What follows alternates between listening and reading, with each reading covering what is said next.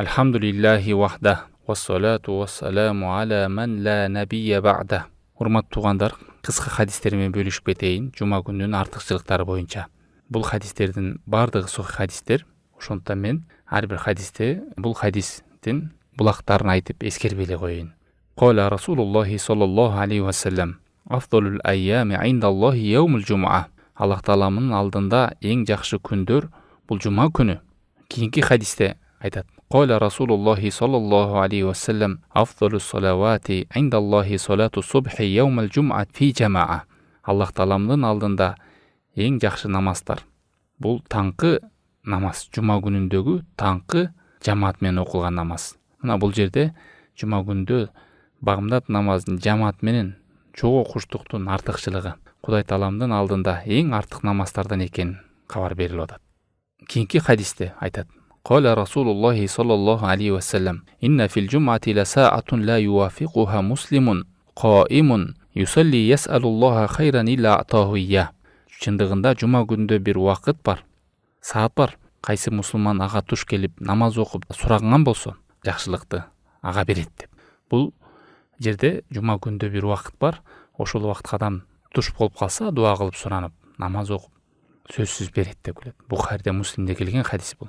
Кийинки хадисте бул хадисте дагы кабар берет. Жума күндө ушун адам убакытка бекем болуштугун, ошол күндө көп зикир, ибадатта болуштугун, ошондой учурга туш болуп калат. Кийинки хадисте пайгамбар саллаллаху алейхи ва саллям айтат: Ас-салатул хамс вал жумату илал жума кафаратун лима байнахунна ма лам тухшал кабаир. 5 мал намазда жумадан жумага күнөөлөр кечирилет, чоң күнөөлөрдөн сактанган болсо деп. Бул Муслимде келген хадис. Караңыздар, чоң күнөөлөрдөн адам сак болсо, жумадан жумага, намаздан намазга күнөөлөрдүн кечириши.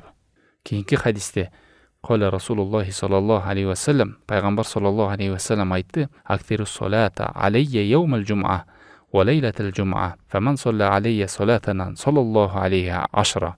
Мага көп салават айткыла жума күнүндө, жума түнүндө. Ким мага бир салават айткан болсо, Аллах Таала мага 10 салават айтат. Аллах Тааламдын адамга айткан салаваты перистелердин жанында эскериши, аны коргошу, ага жардам бериши, ырайым төгүшү ушун айтылат. Кийинки хадисте пайгамбар саллаллаху алейхи ва саллям айтат: Ман кара суратал кахфи фи яумил жумаа адаа лаху минан нури ма байнал жуматайн. Ким жума күнүндө Кахф сүрөсүн окуган болсо, ага нур каптайт 2 жума аралыкта. Бул жумада окусаңыз Кахф сүрөсүн, кийинки жумага чейин Кахф сүрө бир 20 мүнөт, 15 мүнөт эле кете турган нерсе. Мына ошондой ким окуган болсо, ошондой артыкчылыкка ээ болот. Ушул сөз менен аяктайм. Акыркы хадисте пайгамбар саллаллаху алейхи ва саллям айтат: Ида раха ахадукум милал жумати фалияктасил. Силердин араңарда ким жумага бара турган болсо, анда гусул алсын дейт.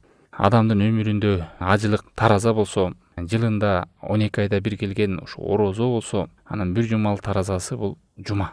Жумаңды жакшы өткөзсөң, жума намазыңа, жума күнгө адам бекем болсо, ошол бир жумалыгы жакшы өтөт. Мисалы, багымдат намазына бекем болгон адамдын күнү жакшы өтөт, тараза.